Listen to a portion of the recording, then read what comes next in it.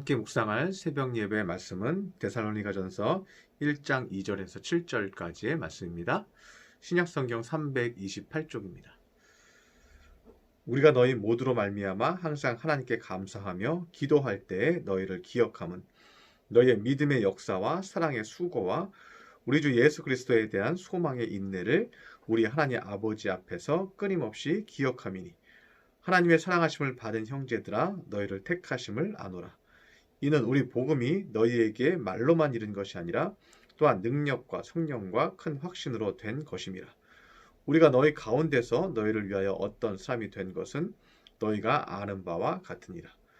또 너희는 많은 환난 가운데서 성령의 기쁨으로 말씀을 받아 우리와 주를 본받은 자가 되었으니 그러므로 너희가 마게도냐와 아가야에 있는 모든 믿는 자의 본이 되었느니라.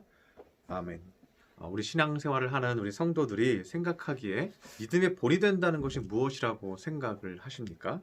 우리가 생각하기에는 도덕적으로 규칙을 잘 지키고 또 예의가 바르고 친절하고 이런 것을 생각하기가 쉽습니다.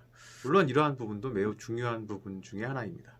그런데 오늘 성경이 말하고 있는 믿는 자의 본이 된다는 것은 조금 더 영적인 차원의 것입니다. 그러면 그 모습이 어떤 모습인가? 좀 더 결론적으로 말하면요. 성령의 능력으로 말미암아 모든 어려운 환경을 인내하고 기쁨으로 마음을 바꾸는 것입니다. 더 심플하게 얘기하면요. 환난 가운데 있을지라도요. 은혜 받고 기쁨으로 마음을 바꾸고 기뻐하는 것입니다. 그것이 믿음의 본입니다. 그래서 5절에 보면요.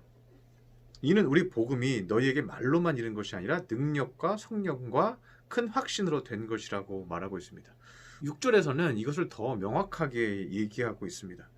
또 너희는 환난 가운데서 성령의 기쁨으로 말씀을 받아 우리 주를 본받은 자가 되었다고 말하고 있습니다.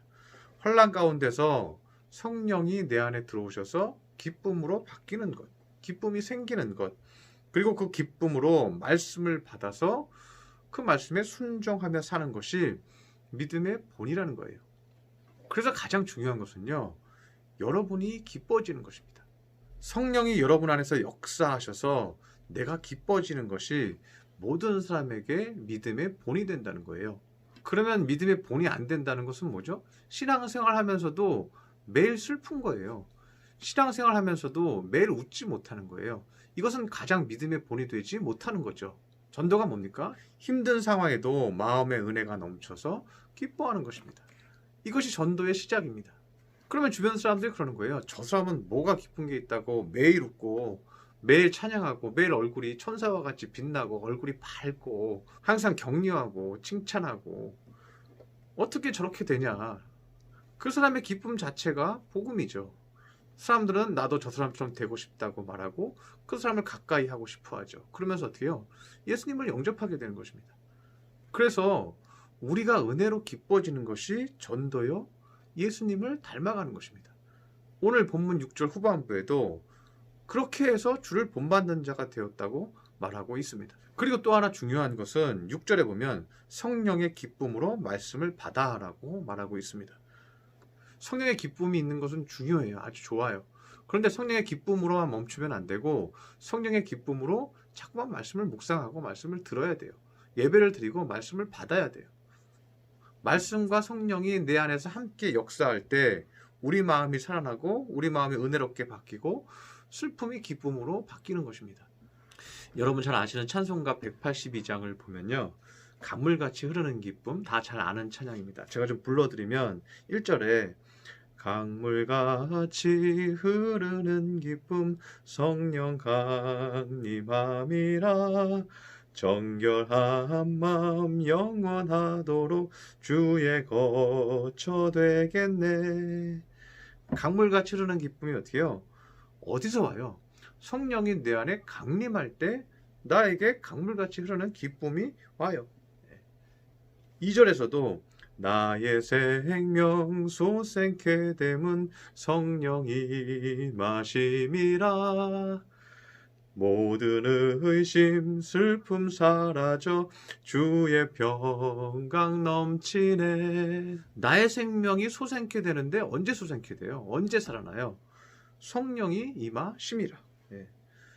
모든 의심과 슬픔이 사라진대요. 언제 사라져요?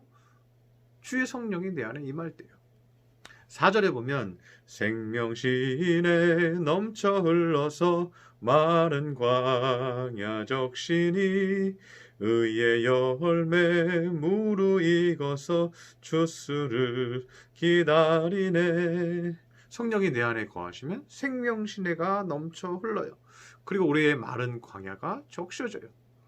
후렴도 불러보면요, 주님 주시는 참된 평화가 내 맘속에 넘치네.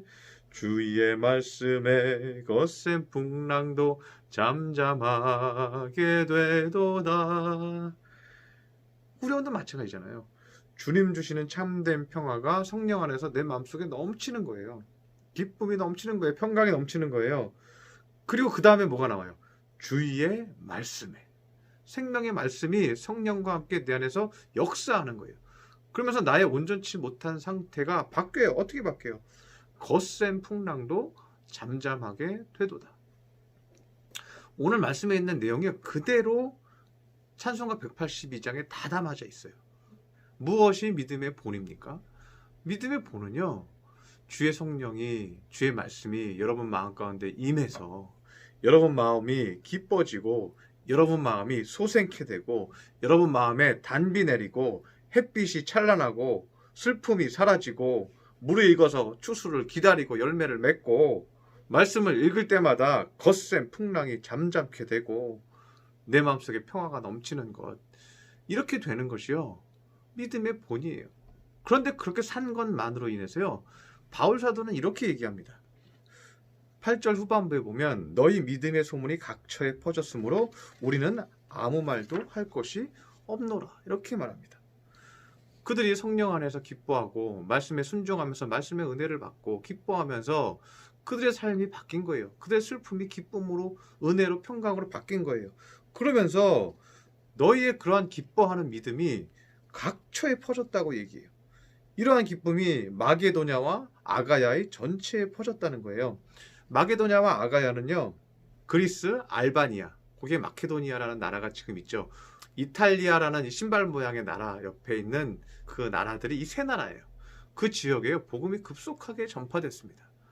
그 핵심은 무엇입니까? 그들이 성령 안에서 기뻐졌다는 거예요. 그러면 복음은 무엇입니까? 성령의 기쁨으로 먼저 환난에서 내가 벗어나서 내가 기뻐지는 것입니다. 고난 중에도 말씀을 받고 내가 생명력 있게 살아나고 밝은 모습으로 많은 사람들을 대하는 것입니다. 그리고 위로하는 것입니다. 이것이 뭐가 된 거예요? 믿음의 본이 되었다고 말하고 있습니다. 여러분 삶 가운데 무슨 일이 있든지 무슨 일을 당하든지 기쁘게 되시기를 바랍니다. 그러면 뭐든지 이겨내고 극복할 수 있습니다. 그렇게 기쁨으로 승리하는 우리 믿음의 성도들 되시기를 축원합니다. 기도하겠습니다. 할렐루야. 사랑과 은총이 충만하신 주님, 믿음의 본이 된다는 것이 무엇인지 오늘 말씀을 통해서 깨달았습니다. 믿음의 본이 된다는 것은 우리가 성령 충만함을 받아서 우리가 슬픔을 이기고 고난을 이기고 기뻐지는 것입니다. 그것이 믿음의 본입니다. 주님, 우리 성도들 믿음의 본이 될 수 있도록 기쁨을 허락하여 주시옵소서. 그리고 그 기쁨을 얻으면 주의 말씀을 묵상하여서 생명의 말씀을 내 마음판에 새기고 순종하게 하여 주시옵소서. 그럴 때 그 말씀이 나를 살립니다. 나의 믿음을 굳건하게 합니다. 그리고 그 믿음이 많은 사람들에게 본이 되어서 그들도 나를 따라 예수님을 믿게 됩니다. 우리에게 기쁨을 주시고 생명의 말씀을 허락하여 주시옵소서. 귀한 말씀 주시니 감사드리며 예수님의 이름으로 기도드렸습니다. 아멘.